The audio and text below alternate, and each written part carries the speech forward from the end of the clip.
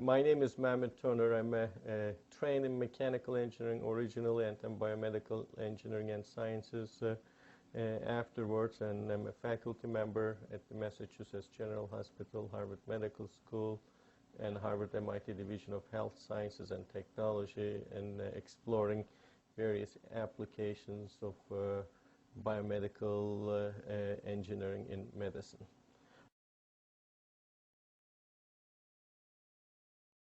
Varies from finding common cells in blood that can be, you can find them very rapidly without changing their physiology, so you can understand the physiology of these cells in a disease state, let's say in inflammation or a burn or injured patient, and trying to understand the innate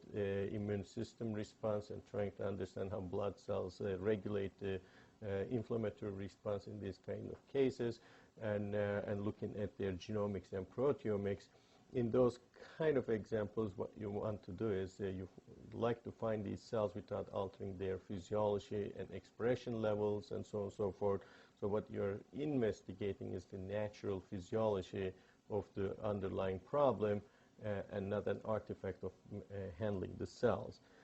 Other applications will be point-of-care type devices, such as in global health, chips that could measure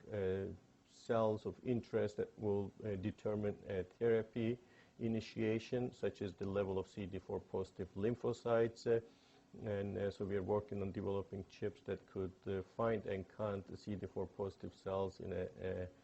on a microfluidic microchip technology. And more complicated applications will be in what we call